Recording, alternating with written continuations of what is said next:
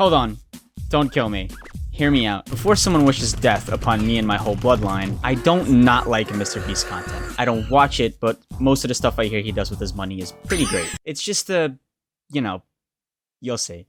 Have you guys seen MrBeast's thumbnails recently? No. What do they pertain? Let me show you what I'm talking about right now. Look at this. These are his old videos, right? 7 years ago. Gets a little bit more normal. These are YouTube thumbnails from his 6 years ago. Y'all remember, right? Getting a little bit more expensive. You could tell he's getting views now. He's doing a lot more fun things. Ass in the thumbnail. Profit goes up. Profit goes a little too up. Okay, we're not at the weird ones yet. There's some of them are weird. Not all of them yet, though. Now it's just, this is not even MrBeast. This is an AI. Look at this. It's the same face. Like, Dude.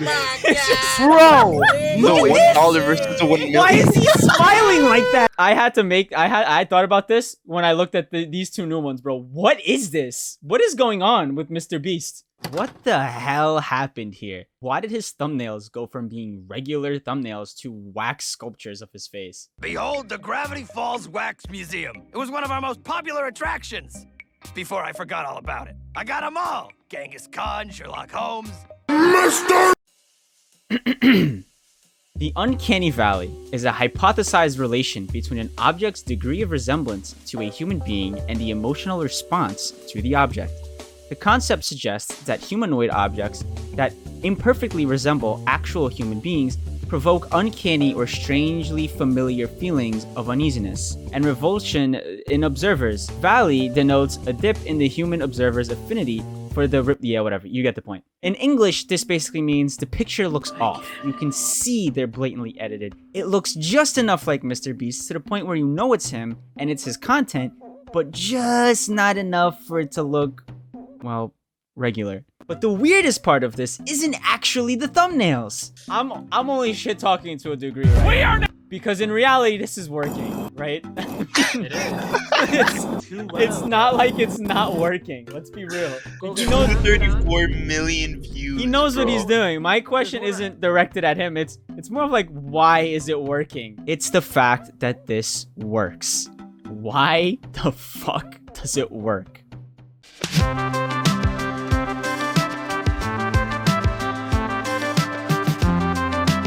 I did some research. The fuck?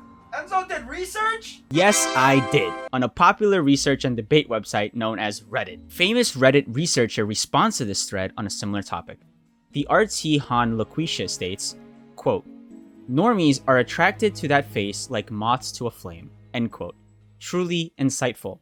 Okay, no. For real. Doing some research, it shows that the reason people are typically more attracted to thumbnails like these, it's because it, to my understanding, sets off a neuron in our brains, making us think upon seeing a face like this that the content is more exciting, that it's amazing, much wow. It's kind of like this. Imagine you're hanging out with your friend and he's on his phone. Suddenly, he makes the most jaw-dropping pog face you have ever seen after reacting to something on his phone. He looks like he just seen the most amazing thing in his life.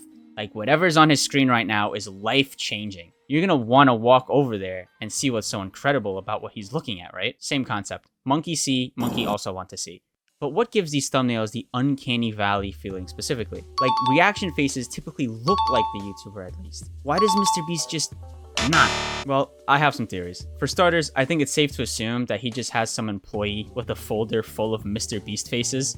I can't imagine what opening that folder must be like. And I imagine this employee uses those same faces over and over again for the thumbnails. So instead of taking a new picture for each video, he saves some time and just uses the same recycled faces. That's just my theory. I'm sure it saves him a lot of time, and I'm sure it has something to do with his brand recognition.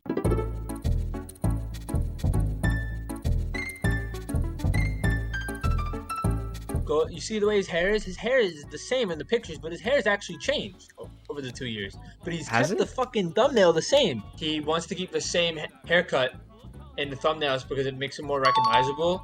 And it feels like they'll click on it more than if he does a different haircut. And he said he did a video and the haircut was different, so they didn't. Is that PewDiePie?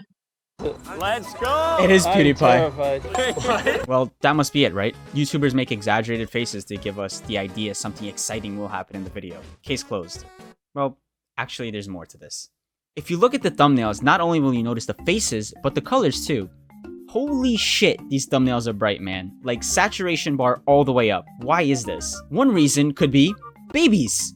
What? Yes, bear with me. You see, children prefer bright, contrasting colors because they stand out more at an early age, since their eyes are not fully developed yet. I took that quote off Google. Even for adults, bright colors just stand out more. They're more attractive, enticing, so sliding the saturation bar all the way up can actually give more clicks. But it can go even deeper than this. I've heard of YouTubers making eyes bigger because it's more attractive. But this video is about MrBeast, so I'm not even going to touch the depths of how far this rabbit hole goes. So in conclusion, here's my closing remarks. MrBeast uses the typical reaction phase to get people thinking something exciting is happening. MrBeast should also subscribe to Enzone on YouTube. You should too. Not only that, but he uses bright colors to attract the eyes of babies so he can create an army of infants.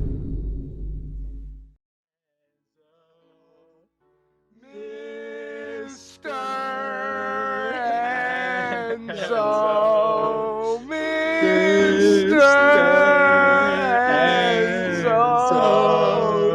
6,000. Thank you guys. That's literally all I needed. That was so magical. I'm gonna cry.